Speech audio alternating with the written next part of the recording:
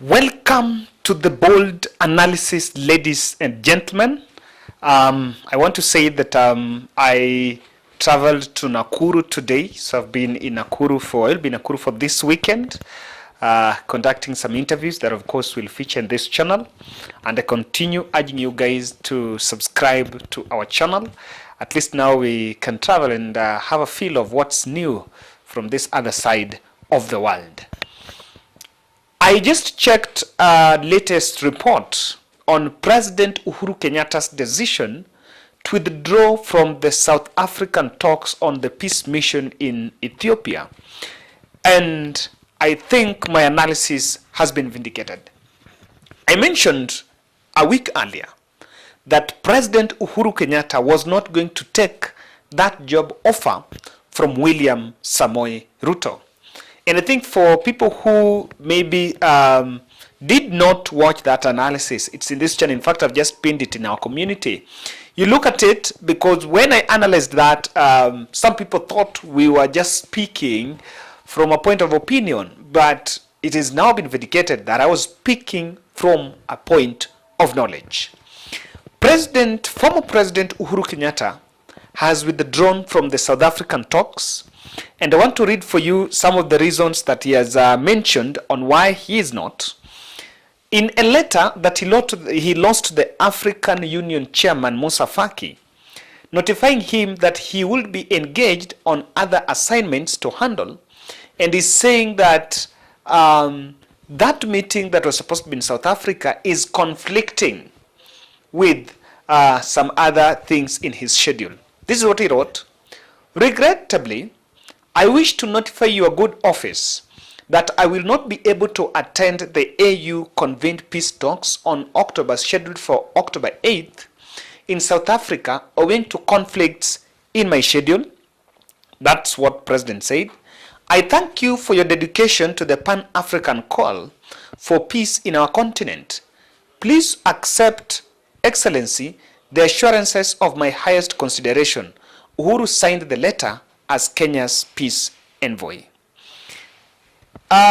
He further asked the mediators to consider rescheduling the peace talks, stating that he would be grateful to receive further clarity on the structure and modalities of the talks, including but not limited to the rules of engagement for all the interlocutors involved. He said, this silencing of guns, he said, furthermore, as we discuss the agenda for the talks, I hope that among the most urgent issues, high on that agenda will be the immediate and unconditional cessation of hostilities. This silencing of the guns is particularly important to avail the right conditions for the consultations and negotiations while alleviating human suffering and allowing our continued access to humanitarian assistance. This meeting was supposed to be attended by also former President Olusegun Obasanjo, Nigeria, former South Africa's Deputy President Pamzile Mlambo Ruka was set to mediate between the Ethiopian government and Tigray People's Liberation Front. Now, guys, why do you think that President Uhuru Kenyatta has declined to take that job offer? This is what I can see from this move, because he knew about this meeting. He knew about this South African meeting, and of course the Kenyan media were reporting that he was going to attend, but he gave the information. If you look, today is 7th and that meeting is tomorrow 8th. He gave the notice of withdrawing from it a day to the event. If you look at the nature of that meeting, it's mediating the two warring factions of Ethiopian government and the Tigray People's Liberation Front. So you can see what exactly is happening, and what the direct message that former President Uhuru Kenyatta is delivering to the United Nations is that he is not going to be part of that. Because remember, this was his first maiden trip out of the country in his capacity as Kenya's peace envoy, and also in his capacity coming out to meet the other African head of states to address on the issue of that war. But to my surprise, or rather to the surprise of President William Ruto, Uhuru Kenyatta has refused to take up that role. I want to explain to you what exactly could be on table on former president's handbook, why he's actually withdrawing from that race. Before we do that, kindly, if you're watching this video and you have not yet subscribed, kindly subscribe to our channel, click the notification bell, and like our video. Now, are you a service provider in different sectors like tours and travel, medicine, hiring, cleaning, and just any other service provider? Then you're looking for legitimate opportunity and platform to sell your professional services, then you need to visit Zuri.ke. Zuri.ke is one of the best applications, or rather website, that will help you to connect your services, your legitimate services, to really potential clients, and this boosts your market.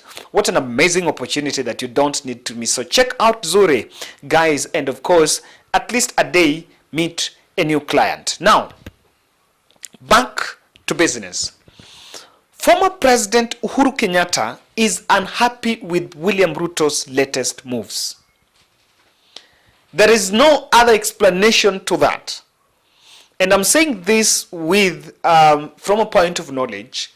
Personally, I took an issue with the fact that after William Ruto was sworn in as the president, he decided to go and mutilate Fuliza, or rather Safaricom's Fuliza product, and simply because that product is associated with former president Uhuru Kenyatta. Remember, Fuliza is being implemented by Safaricom and NCBA associated with President Uhuru Kenyatta. And this was even at the campaign trail. So I can see, and that could just one but be many, there have also been a conversation about the Kenya Airways that have come very boldly in this country. And there are other policies and even foreign policies that were fronted by former President Uhuru Kenyatta that William Ruto is now reversing. Some of these are things that really do not sit well with the former president. And I can see that to some extent Uhuru is just unhappy and do not want to associate with the Ruto regime. Now, if you listen to Raila Odinga's speech in University of Nairobi yesterday, Raila Odinga was talking about no surrender. But they did not explain what exactly is his next course of action or what he's going to do next.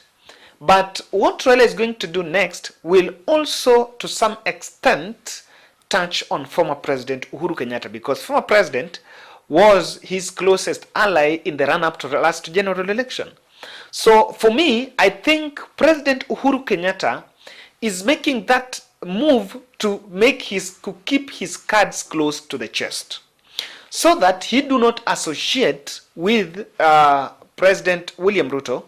And I want to say that the decision is going to worry more President William Ruto, because he doesn't know what the president is planning in the offing.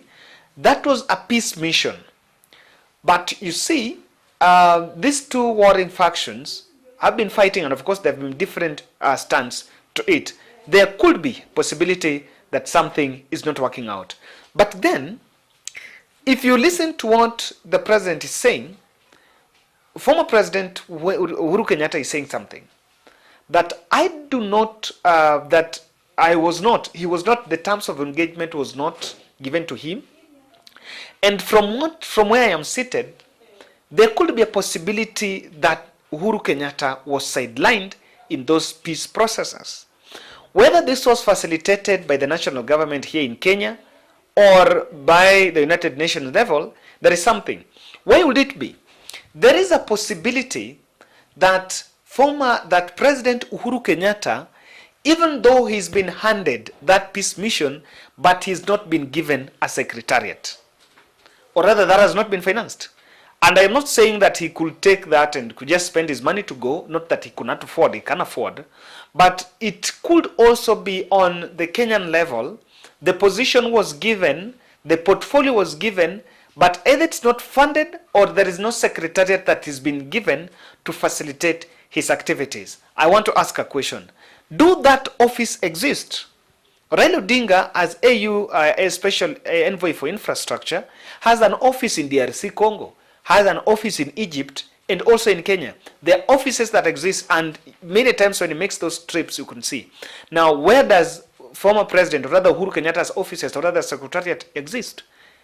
It could be that that secretariat do not exist, and it's just something that was just thrown for the camera. But also, Uhuru Kenyatta could also be avoiding public appearance. And this is something that maybe I've said that I do not want to come public. I don't want to appear that. Then people take snapshots of photos and start spreading propaganda.